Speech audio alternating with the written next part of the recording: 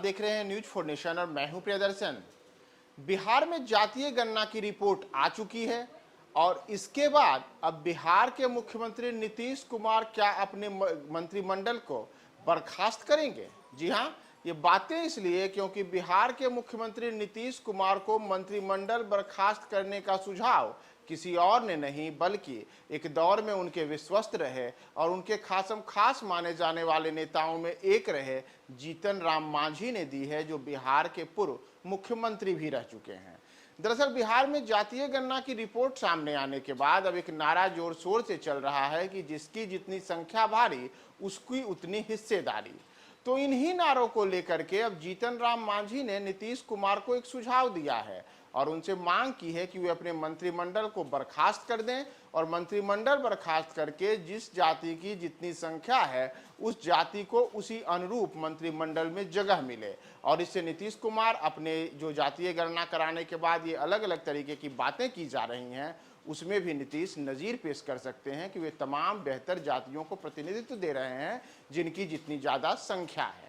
बिहार में जाति गणना रिपोर्ट आने के बाद सत्तारूढ़ महागठबंधन के कई नेताओं ने एक इन दिनों नारा दिया है कि जिसकी जितनी संख्या ज़्यादा उसकी उतनी हिस्सेदारी। अब इसी को आधार बना करके पूर्व मुख्यमंत्री और हिंदुस्तानी अवाम मोर्चा के प्रमुख जीतन राम मांझी ने नीतीश कुमार को निशाने पर लिया है और एनडीए के में शामिल जीतन राम मांझी ने सोशल मीडिया पर एक पोस्ट किया है।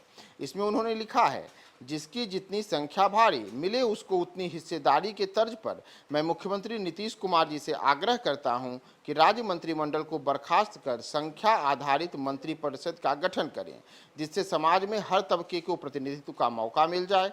उन्होंने आगे लिखा है कि दरी बिछाने वाला जमाना गया, जो बिछाएगा वही बैठेगा। और इसके साथ ही मांझी ने नीतीश कुमार को साफ संदेश दिया है कि अगर आप जिसकी जितनी संख्या भारी मिले उसको उतनी हिस्सेदारी की बात करते हैं तो सर्वाधिक संख्या वाली जातियों को अपने मंत्रिमंडल में जगह दें।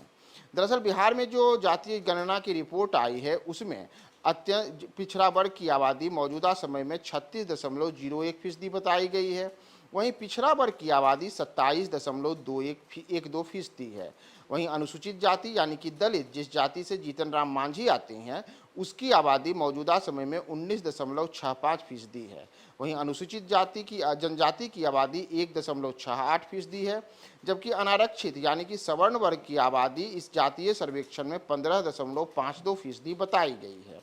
और ऐसे में मांझी ने नीतीश कुमार को याद दिलाया है कि वे अपने मंत्रिमंडल में भी उन जातियों को जगह दें जिनकी ज़्यादा संख्या है। दरअसल मांझी जिस मुसहर समुदाय से आते हैं वह दलित वर्ग है और बिहार में इसकी आबादी मौजूदा जातीय सर्वे में 3.09% बताई गई है। जबकि अगर हम नीतीश कुमार के मंत्रिमंडल में अलग अलग जातियों की बात करें तो वर्ष 2022 में जब नीतीश कुमार ने एनडीए से अलग होकर के महागठबंधन की सरकार बनाई थी तब नीतीश कैबिनेट में 31 मंत्री बनाए गए थे। वहीं नीतीश कुमार खुद मुख्यमंत्री जबकि डिप्टी सीएम के तौर पर तेजस्वी यादव बने थे, यानी कि कैबिनेट में कुल 33 सदस्य हो गए। इसमें पिछड़े जाति और अति पिछड़े समुदाय के 17 मंत्री बनाए गए थे। इतना ही नहीं, दलित समुदाय से 5 और 5 मुस्लिम नेताओं को कैबिनेट में जगह दी गई थी, जबकि सवर्ण जातियों से आने वाले 6 लोगों को मंत्री बनाया गया था। बाद में राजद कोटे से मंत्री बने और सवर्ण जाति से आने वाले सुधाकर सिंह और कार्तिक सिंह ने मंत्री पद से इस्तीफा दे दिया था।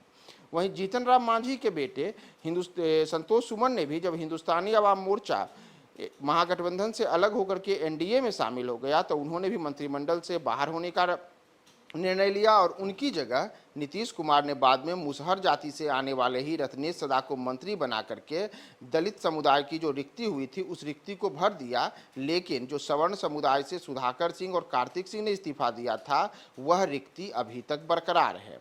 इसके साथ ही अगर मंत्रिमंडल में हम देखें तो बिहार में जो जातीय गणना की रिपोर्ट आई है उसके अनुसार जहां अत्यंत पिछड़ा वर्ग बिहार में सबसे ज़्यादा आबादी वाली जातियां हैं तो उस अनुरूप बिहार में मंत्रिमंडल में उसकी संख्या नहीं है।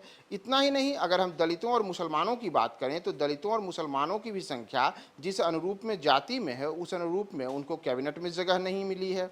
तो अब ऐसे में जीतन राम मांझी ने इन्हीं वजहों से नीतीश कुमार पर कटाक्ष किया है और नीतीश कुमार को कहा है कि आप अपना मंत्रिमंडल बर्खास्त कर दें और मंत्रिमंडल बर्खास्त करके उन जातियों को बेहतर प्रतिनिधित्व दें जिनकी ज़्यादा संख्या है। इससे आप एक नज़ीर पेश कर सकते हैं। और इतना ही नहीं, जीतन राम मांझी सहित एनडीए में शामिल कई अन्य दलों ने बिहार के मुख्यमंत्री नीतीश कुमार सहित जो उप मुख्यमंत्री तेजस्वी यादव हैं, उनसे भी मांग की है कि वे भी अपना पद छोड़ करके उन जातियों को अपने पद पर बैठाएं जिनकी ज़्यादा संख्या है, यानी कि चाहे वो अति पिछड़ा वर्ग के लोग हों, चाहे मुसलमान हों, चाहे दलित समुदाय के लोग हों। इन लोगों को मंत्रिमंडल में ज़्यादा से ज़्यादा जगह मिले, न कि नीतीश कुमार को मिले जो कि 3% कुर्मी जाति से आने वाले लोग हैं, या फिर जो ऐसे लोग जो कि अति पिछड़ा वर्ग से आते हैं। तो आज जीतन राम मांझी ने इसी बहाने नीतीश कुमार को याद दिलाया है कि वे सामाजिक न्याय को जो आगे बढ़ाने की बात करते हैं, उसको सबसे पहले अपने मंत्रिमंडल पर लागू करें और अपने मंत्रिमंडल को बर्खास्त कर दें।